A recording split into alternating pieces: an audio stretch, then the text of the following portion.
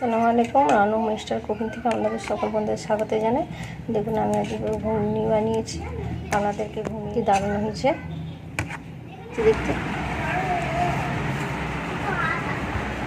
ঘুগনি recipe করবো। ঘুগনির জন্য আমি এখানে 250 গ্রাম ছোলা নিয়ে নিয়েছি, ওটাকে আমি ভিজিয়ে রেখেছিলাম। এটা আমি কুকারে কুক করতে দেবো। এখানে এটা দেখুন কুকারে আমি এবার দেবো। এখানে আমি ছোলাটা দিয়ে দিয়েছি, ছোলার মধ্যে এখানে আমি সোডা দিয়ে দিচ্ছি, এখানে একটু হলুদ গুঁড়ো দিয়ে দিচ্ছি, দিয়ে এটাকে আমি সিদ্ধ করতে দিয়ে দেবো। একটু নুন দিয়ে দেবো আমি এর মধ্যে। এখানে আমি নুনটা দিয়ে দিচ্ছি, নুন দিয়ে এটার মধ্যে আমি জল দিয়ে সিদ্ধ করতে দিয়ে দেবো। জলটা অ্যাড করে দিলাম আমি, দিয়ে এটাকে ঢাকনা দিয়ে আমি অন করে দিচ্ছি চুলো ফ্লেম। ঘুগনি করার জন্য কড়া বসিয়ে দিয়েছি, ফ্লেম অন করে দিচ্ছি। এখানে আমি সর্ষের তেল দিয়ে দিচ্ছি। ছোলা কড়াইয়ের ঘুগনি, সর্ষের তেলটা আমি গরম হতে দেবো না। এখানে আমি জিরা দিয়ে দেবো, তেল গরম হয়ে গেছে। এখানে আমি জিরাটা দিয়ে একটুখানি নেড়ে চেড়ে নেবো। দেওয়ার পরে এখানে আমি 2টো শুকনো লঙ্কা দিয়ে দেবো,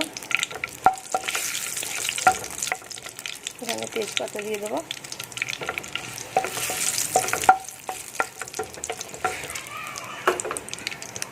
এখানে আমি পেঁয়াজ কুচি করে রেখেছি, পেঁয়াজ কুচিটা এখানে দিয়ে দেবো।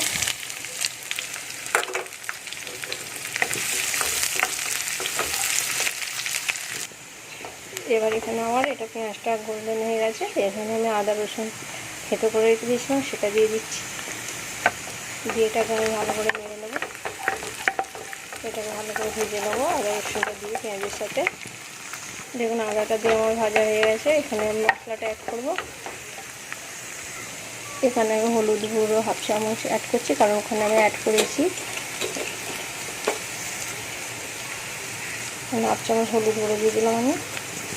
এখানে কাশ্মীরি লঙ্কার গুঁড়ো দিয়ে দিচ্ছি 1 চামচ, আর এখানে ঝাল লঙ্কা গুঁড়ো দিয়ে দিচ্ছি আমি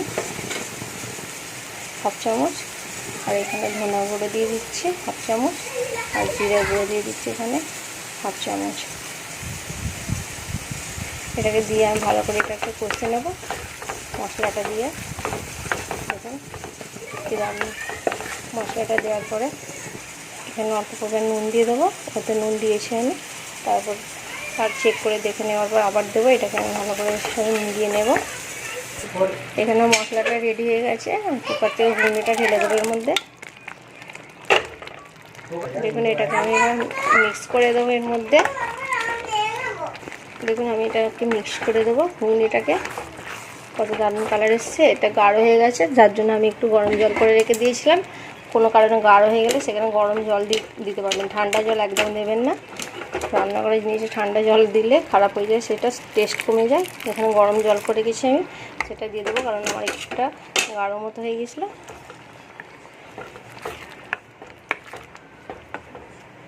এখানে দেখুন এটা ফুটে এসছে। আমি এখানে হালকা করে লঙ্কা গুঁড়ো দিয়ে দেবো, চিলি ফ্লেক্স। দেখুন হালকা হালকা ঝাল করবো। এখানে আমি ঘুগনির মশলা বানিয়ে রেখেছিলাম, সেই মশলাটা আমি এর মধ্যে অ্যাড করে দিচ্ছি। এই মশলাটা না দিলে ঘুগনিটা টেস্ট হবে না। আর ঘুগনির মশলা আপনারা যদি দেখতে চান তাহলে আমাকে বলবেন, আমি এটা এর মধ্যে দিয়ে আপনাদেরকে ভিডিও ছেড়ে দেবো। দেখুন ঘুগনির মশলাটা দিয়ে দিই। এখানে আমি গরম মশলা নিয়েছি, একদম অল্প পরিমাণ গরম মশলা দিয়ে দেবো, একদম অল্প। আপনারা যদি বলেন ঘুগনির মশলাটা কীভাবে তৈরি করেছি, তাহলে ঘুগনির মশলাটার একটা আমি ভিডিও বানাবো। আপনারা কমেন্ট করে জানাবেন যদি জানতে চান, তাহলে আমি আপনাদের জন্য একটা ভিডিও বানিয়ে এতে শেয়ার করব। আমার ঘুগনি রেডি। নুন দিয়ে দিচ্ছি, বিট নুন দিয়ে দিচ্ছি ঘুগনির মধ্যে। এখানে আমি শসা কুচনো দিয়ে দিচ্ছি, এখানে আমি টমেটোর কুচি দিয়ে দিচ্ছি, এখানে টমেটোর কুচি দিয়ে দিচ্ছি, এখানে আমি ধনে পাতা দিয়ে দিচ্ছি,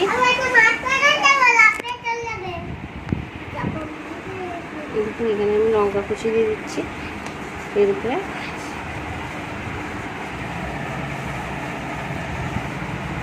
কি দারুণ লাগছে দেখতে।